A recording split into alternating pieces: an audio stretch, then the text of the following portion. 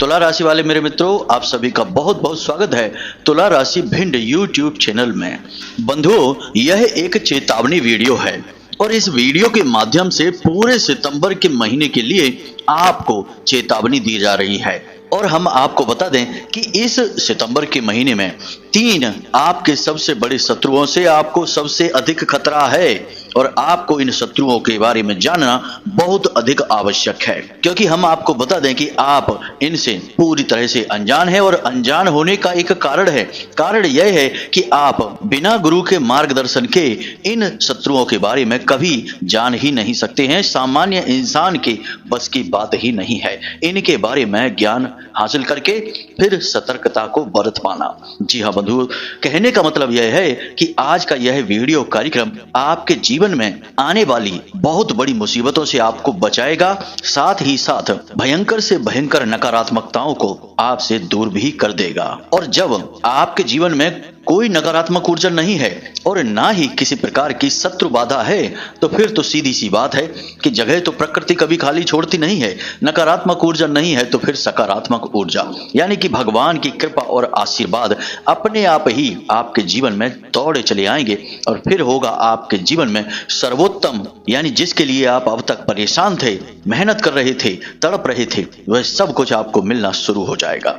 बंधुओं, यह बहुत ही ज्ञानवर्धक और असल में कहा जाए तो क्रांतिकारी कार्यक्रम है। असल में इस तरह के कार्यक्रम बहुत ही कम बनते हैं और बहुत ही कम देखने को मिलते हैं, क्योंकि इन कार्यक्रमों को बनाने में सचमुच में बहुत मेहनत, बहुत अध्ययन और बहुत गहरी साधनाओं से प्राप्त ज्ञान को देना पड़ता है, जो हर एक के बस की बात नहीं है। आप बेहद भाग्यशाली हैं जो समय रहते आज इस कार्यक्रम पर आए हैं। यह माता रानी की कृपा ही माने, उनका आशीर्वाद ही माने कि आपने इस कार्यक्रम को देखने को चुना है। यानी माता रानी स्वयं आपके जीवन से कष्ट को समाप्त करना चाहती हैं और इस सितंबर महीने के सर्वोत्तम लाभ आपको देना चाहती हैं।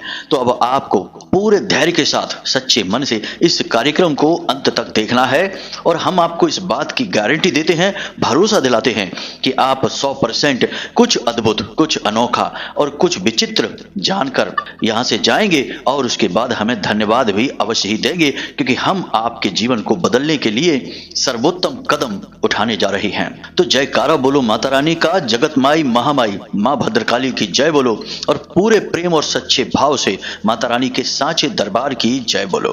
बंधुओं, माता रानी को आभार भी व्यक्त अवश्य ही करना है। आपको कमेंट बॉक्स में एक बार नहीं 3 बार लिखना है, जय मां भद्रकाली कृपा करो। माता रानी आपके ऊपर निश्चित तौर पर कृपा करेंगी और आपके जीवन से हर एक कष्ट चुन चुन कर समाप्त कर देंगी। एक छोटी सी बात आपसे और कहनी है बंधु, कि यदि आप इस चैनल कार्यक्रम पर पहली बार आए हैं तो आप इस चैनल को सब्सक्राइब अवश्य कर लें, क्योंकि हम दिन रात केवल और केवल आपके उद्धार के लिए, आपके जीवन में सुधार के लिए प्रयास करते हैं। और आप तो अच्छी तरह से जानते ही हैं कि हम जो भी कार्य कर रहे हैं वह केवल और केवल माता रानी की प्रेरणा से, उनकी अनुभूति और आशीर्वाद से ही हो रहा है और सारा का सारा कार्य हम माता रानी की सेवा में ही समर्पित करते हैं। यानी कि सब कुछ यहाँ पर शुद्ध है, सत्य है और पूर्ण रूप से सकारात्मक है। तो बस जल्दी से आप चैनल को सब्सक्राइब करिए, माता रानी के और हमारे इस दिव्य परिवार के सदस्य बन जाइए और अपने जीवन में बड़े से बड़े लाभ उठाइए, जीवन में तरक्की करिए और आगे बढ़ जाइए। तो चलिए बंधुओं, जल्दी से चैनल को सब्सक्राइब करिए, फिर आगे बढ़ते हैं। तो बंधुओं, अब ध्यान से सुनिए, यह जो सितंबर का महीना है यह आपके जीवन में बड़े बदलाव लेकर आने वाला है। कुछ नकारात्मकताएं इस महीने में अवश्य हैं, लेकिन इस महीने में कुछ बहुत ही अच्छी बातें भी हैं जो आपके जीवन में ठोस और बड़े बदलाव लेकर आएंगी। मतलब कि कोई एक ऐसी बड़ी समस्या आपके जीवन में लंबे समय से चल रही थी जिसका समाधान आप निकाल नहीं पा रहे थे, लेकिन किसी की मदद से इस महीने में आपको उस समस्या से मुक्ति प्राप्त होगी। जी हाँ बंधु, अब यह कर्जे की समस्या हो सकती है, काम धंधे व्यापार से जुड़ी समस्या हो सकती है, किसी प्रकार के रिश्ते नाते की समस्या हो सकती है। तो कहने का मतलब यह है कि लंबे समय से आप जिस खुशी की तलाश में थे, जिन सुखों के पलों की तलाश में थे, वे सुख के पल आपको इस सितंबर के महीने में मिलेंगे, या फिर ऐसी भूमिका जरूर बन जाएगी कि इसके बाद आने वाले समय में आपके जीवन में अच्छा समय आएगा, सुख के पल आएंगे। लेकिन अब एक बात यहाँ पर ध्यान देने वाली अवश्य है जैसे दिन के साथ हमेशा रात होती है, सिक्के के दो पहलू होते हैं, उसी प्रकार जीवन में नकारात्मकता भी सकारात्मकता के साथ साथ ही चलती है। अब यह हम क्यों कह रहे हैं, जरा इसे ध्यान से समझिए। जिस प्रकार इस सितंबर के महीने में आपके जीवन में बदलाव आएंगे, हम सकारात्मक बदलावों की बात कर रहे हैं। रुपए पैसे से जुड़ी समस्याएं यदि आपके जीवन में हैं, दूर होने लगेंगी, पैसे का आगमन होने लगेगा। काम धंधे व्यापार की समस्या थी, यानी जिनकी नौकरी नहीं लग पा रही थी, उन्हें अच्छी खबरें मिलेंगी, नौकरी भी लग सकती है। साथ ही साथ यदि रिश्ते नातों में भी उथल पुथल मची हुई थी तो वह भी समाप्त होने लगेगी, वहां भी शांति और सुकून कायम हो जाएगी। तो अब जब आपके जीवन में तरह तरह की खुशियों का आगमन धीमे धीमे होने लगेगा तो उन्हीं के साथ साथ नकारात्मक ऊर्जाएं भी आएंगी, यानी कि उनके पीछे ही दुख और तकलीफ भी खड़े हैं। और आपके साथ यह अक्सर होता है कि जब भी आपके जीवन में खुशियों की शुरुआत होती है, आप उन खुशियों का ठीक से आनंद भी नहीं ले पाते हैं। अचानक से किसी की नजर लग जाती है और उस नजर का प्रभाव यह होता है कि आपके हाथों में आई हुई खुशियां मुट्ठी में रेत के समान फिसलती चली जाती हैं और अंत में आपके हाथ में कुछ भी नहीं बचता है सिवाय दुख और तकलीफों के, और केवल यह विचार करते रहने के कि आखिर आपकी गलती क्या है, क्यों आपको केवल और केवल दुख मिलते हैं, क्यों खुशियों के पल आपके जीवन में ठहरते ही नहीं हैं। तो बस आज का यह कार्यक्रम केवल इसी विषय पर है। और ऐसा क्यों होता है, क्यों आपके जीवन से खुशियां फिसल जाती हैं?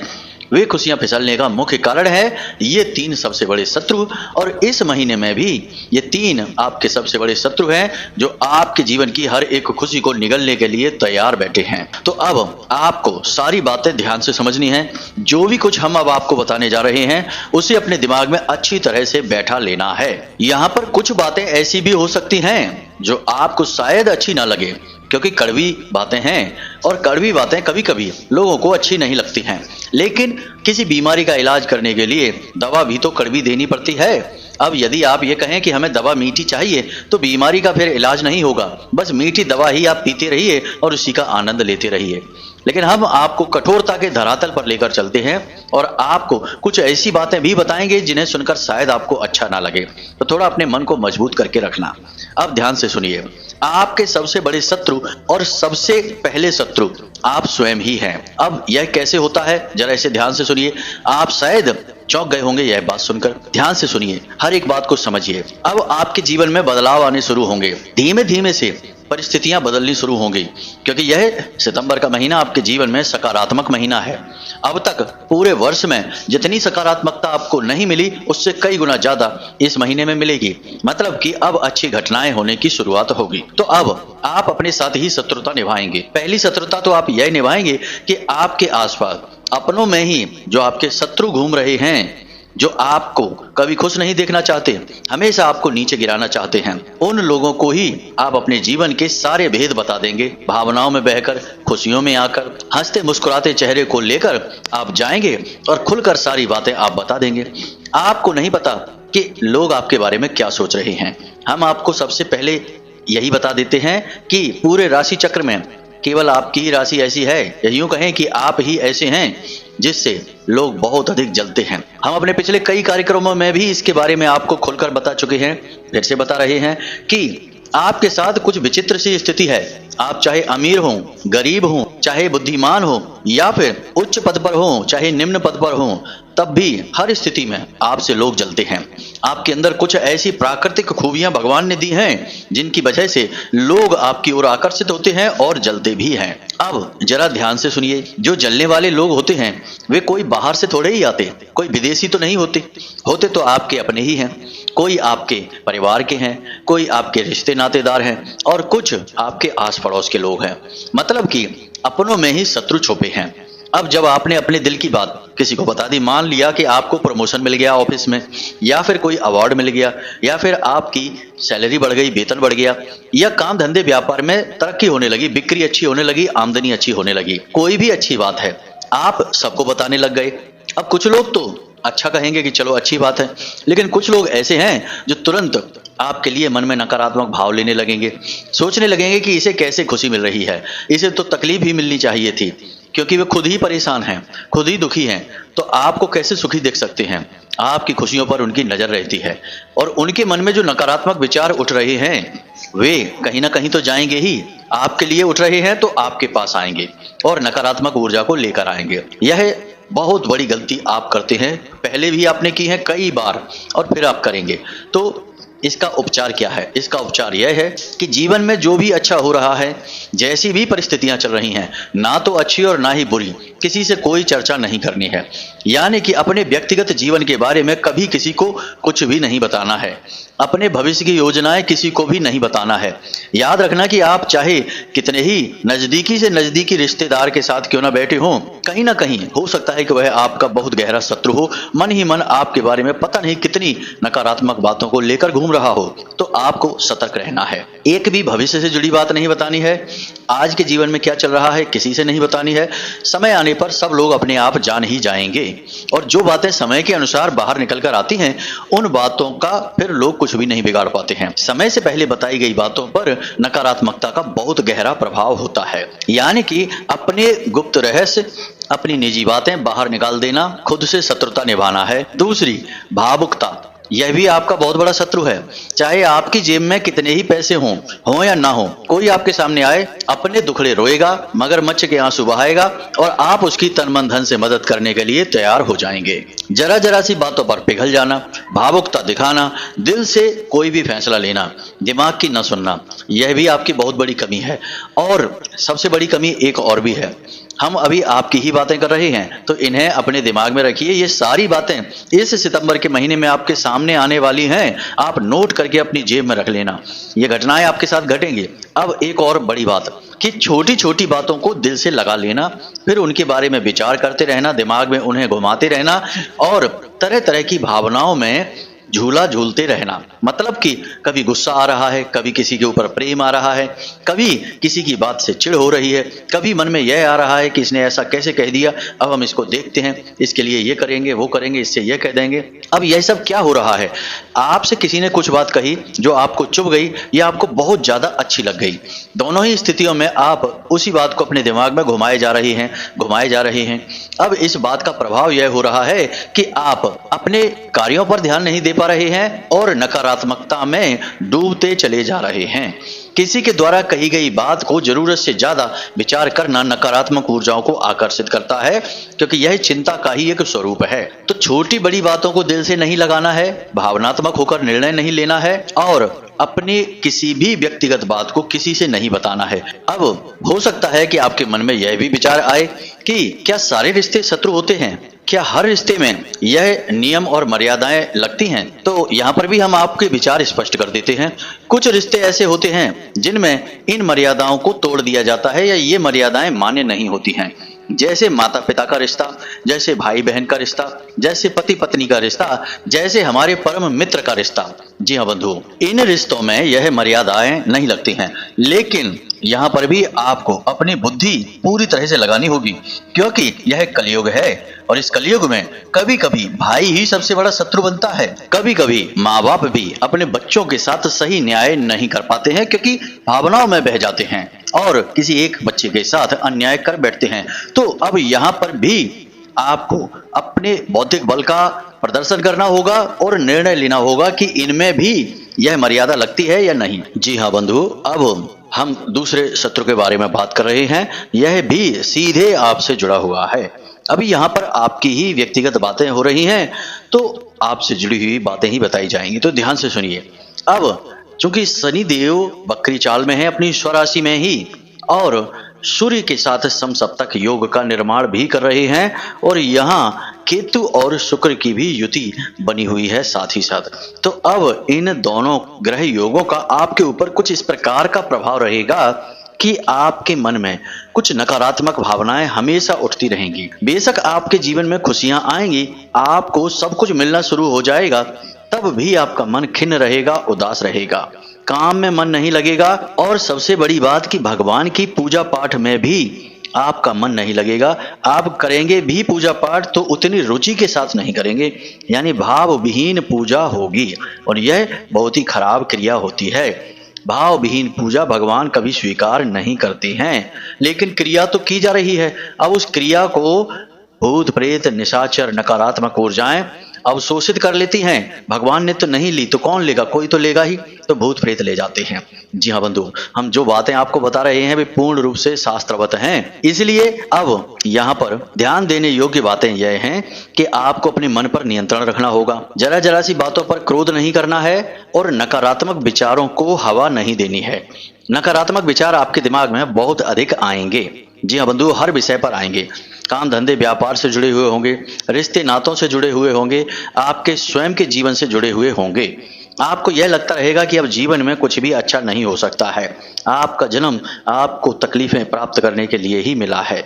हमेशा आप दुखी ही रहने वाले हैं, कुछ भी अच्छा हो नहीं सकता है। देवी देवताओं की पूजा पाठ करके भी कुछ भी नहीं होने वाला है। केवल और केवल कष्ट ही जीवन में लिखे हुए हैं और उन्हें ही भोगना है।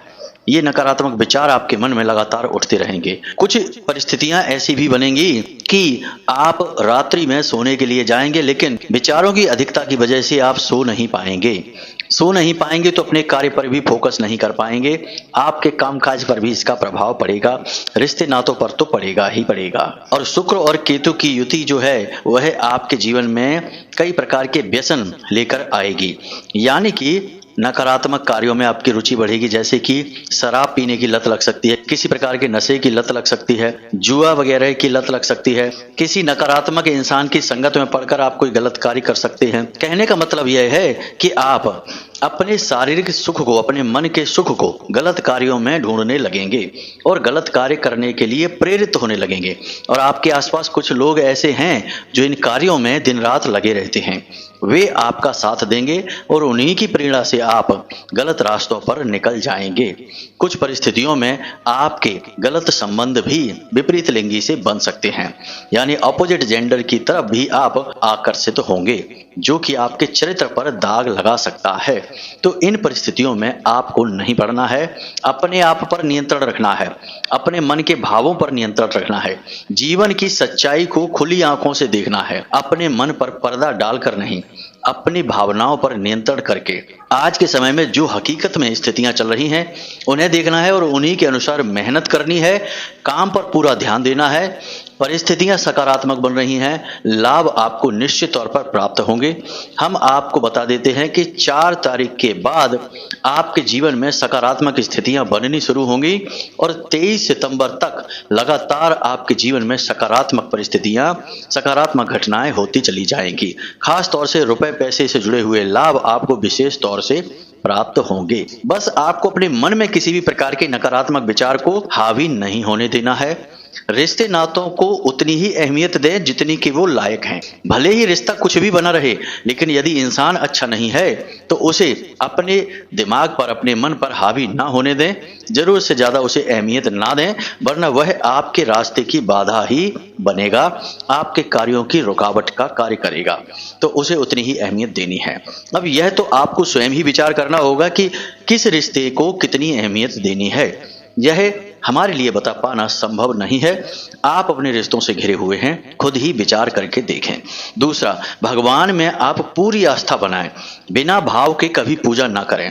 भाव विहीन पूजा से तो बिना पूजा के ज्यादा ठीक है। मतलब कि भगवान पर विश्वास तो मन में है नहीं, लग तो यही रहा है कि पूजा पाठ से कोई लाभ नहीं है, भगवान की कोई कृपा प्राप्त नहीं होती है, फिर भी बस पूजा किए जा रहे हैं, ड्यूटी समझ कर रहे हैं, तो यह भाव विहीन पूजा है। इसका दुष्परिणाम प्राप्त होता है, इससे दोष उत्पन्न होता है। तो मन में भाव रखें, भगवान के ऊपर विश्वास रखें और धार्मिकता को किसी भी हालत में अपने मन से दूर ना होने दें। यह बहुत ही आवश्यक नियम है आपके लिए। इन्हें आपको इस पूरे महीने मानकर चलना है। अब बंधुओं, आपको बताते हैं आपके जीवन के तीसरे सबसे बड़े शत्रु जो आपके जीवन की सफलता में, कार्य सिद्धि में बाधक का कार्य करेगा। यह तीसरा शत्रु क्या है, इसके बारे में आपको थोड़ा सा मन में विचार लाना पड़ेगा, सोचना पड़ेगा। आप विचार करके देखिए कि आपने कोई अनुष्ठान, किसी प्रकार का संकल्प या फिर कोई मनौती अपने मन में मानी थी कि नहीं। कुछ समय पहले या बहुत लंबे समय पहले आपने कोई मान्यता, कोई मनौती भगवान के लिए मान रखी थी। जैसे कि बहुत से लोग कह देते हैं कि हम अपने यहाँ अखंड रामायण का पाठ करवाएंगे। कुछ लोग कहते हैं कि हमारे जीवन में कुछ अच्छा घटे तो हम सत्यनारायण की कथा करवाएंगे, और कुछ लोग इसी प्रकार कह देते हैं कि हम माता वैष्णो देवी के दर्शन करने जाएंगे अगर हमारे जीवन में कुछ अच्छा हो जाए, हमारा पदोन्नति हो जाए, व्यापार अच्छा चलने लगे। फिर जीवन में सब कुछ अच्छा होने भी लगा और बाद में भूल गए वो मान्यता और मनौती को। अब वह तो अपनी जगह पर रुकी हुई है, लेकिन जीवन आपका आगे बढ़ गया। अब ऐसी स्थिति में आप चीजों को भूल सकते हैं, लेकिन दिव्य शक्तियां नहीं भूलती हैं। अब यहाँ पर यह भी विचार मन में उठता है कि क्या दिव्य शक्तियां आपके लिए इंतजार करती बैठी हैं? क्या उनके पास और कोई कार्य नहीं है सिवाय आपका इंतजार करने के? तो यह भी नहीं है, लेकिन नियम और विधि विधान भी कुछ होते हैं। ब्रह्मा जी ने जब यह सृष्टि बनाई तो भागवत पुराण कहती है कि उन्होंने नियम सबसे पहले बनाए और नियमों के आधार पर ही इस पूरी प्रकृति का निर्माण किया और जीव जंतुओं का भी निर्माण किया। इसीलिए आप देखते हैं कि इस संसार में कोई भी चीज नियम से बाहर नहीं है। यदि आसमान से कोई चीज गिरेगी तो नीचे ही आएगी, पानी भाप बनेगा तो ऊपर ही जाएगा। यह नियम है, प्रकृति के नियम। तो ऐसे ही इंसान के जीवन में भी कुछ नियम होते हैं, आध्यात्मिकता के भी, धार्मिकता के भी कुछ नियम होते हैं जो शास्त्र हमें बताते हैं। और शास्त्र कहते हैं कि यदि हमने भगवान के प्रति कोई मनौती मानी है और हमारी इच्छा पूरी हो जाती है तो हमें उस मनौती को जल्द से जल्द पूरी कर लेना चाहिए। कभी कभी तो यह भी होता है कि हमने कोई मनौती मांगी है और समय काफी बीत गया और हमारी इच्छा भी पूरी नहीं हुई। उस स्थिति में भी हमें उस मनौती को मान लेना चाहिए, क्योंकि कार्य सिद्ध नहीं हुआ तब भी आपने मनौती मानकर अपने ऊपर एक भार लाद लिया है, उसे उतारना ही पड़ेगा। और भगवान किस रूप में कैसे कार्य सिद्ध करते हैं यह तो भगवान की लीलाएं हैं, हम और आप नहीं समझ सकते। एक छोटा सा विचार है, जरा खुले दिमाग से इसे समझने की कोशिश करना। आपने अपने मन में मनौती मानी थी कि हमारी अच्छी नौकरी लग जाए और हम मंदिर में भंडारा करवाएंगे।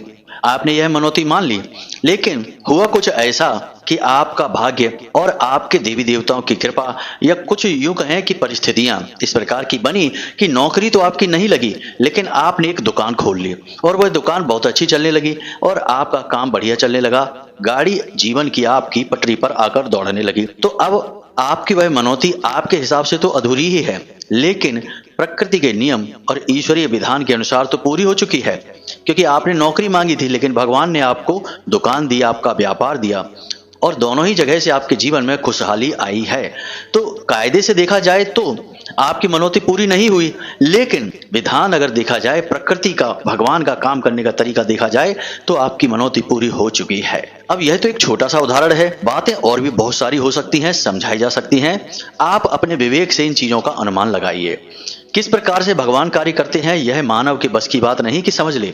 भगवान के कार्यों को लीलाएं कहा जाता है और लीलाएं समझ पाना संभव नहीं है हम जैसे तुच्छ इंसानों के लिए। तो बस हमने अगर कोई मनौती मानी है तो समझ लीजिए कि भगवान आपसे वह पूजा, वह मनौती, वह इच्छा कामना खुद मांग रहे हैं, तभी तो आपके मन में इच्छा आई। अब आपको उसे पूरी करनी है। भगवान आपकी इच्छा पूरी कर रहे हैं या नहीं कर रहे हैं यह एक अलग विषय है। इसीलिए कहा जाता है कि जीवन में कोई भी धार्मिक कार्य बिना गुरु से, बिना अच्छे विद्वान पंडित की आज्ञा से और सलाह से नहीं करना चाहिए। यहाँ तक कि कोई मान्यता और मनौती भी बिना गुरु आज्ञा के नहीं माननी चाहिए, क्योंकि गुरु आध्यात्मिक होते हैं, उन्हें ज्यादा ज्ञान होता है शास्त्रों का, आध्यात्म का। सामान्य इंसान को इन बातों का अधिक ज्ञान नहीं होता। सामान्य इंसान तो भगवान को भी इंसान की तरह ही मानते हैं, सोचते हैं कि भगवान को प्रसाद चढ़ा देंगे तो भगवान खुश हो जाएंगे, रोज मंदिर में जाकर घंटियां बजा देंगे, चालीसा पढ़ लेंगे तो भगवान खुश हो जाएंगे, स्तुति गाने से भगवान खुश हो जाएंगे।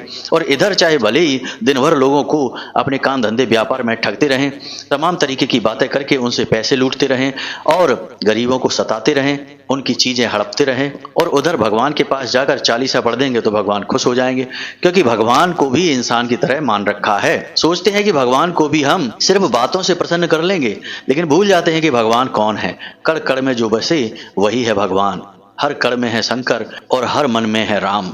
जी हाँ बंधुओं, तो इसे नहीं भूलना चाहिए। भगवान को, धर्म को, अध्यात्म को हल्के में नहीं लेना चाहिए। तो अब अपनी इस मनौती के बारे में विचार करिए। यदि आपकी कोई मनौती अधूरी है तो उसे तुरंत पूरा कर दीजिए समय निकालकर। भले ही आप अपनी हैसियत के अनुसार छोटे मोटे तौर पर ही करें, लेकिन पूरा जरूर कर दें, वरना होगा यह है कि आपके जीवन में खुशियां तो आएंगी लेकिन दरवाजे से ही लौट जाएंगी। कारण इसका यह बनेगा कि आपके ऊपर दोष उत्पन्न हो चुका है, और यह दोष ऐसा है कि साधारण तौर पर लोग इसके बारे में सोच भी नहीं पाते हैं। इसीलिए हमने आपसे कहा था कि जो बातें हम आपको अब बताने जा रहे हैं उन्हें कोई गुरु ही किसी शिष्य को बता सकता है, कोई आध्यात्मिक व्यक्ति ही किसी को बता सकता है। साधारण इंसान के बस की बात नहीं है इन बातों की गहराइयों को समझ पाना।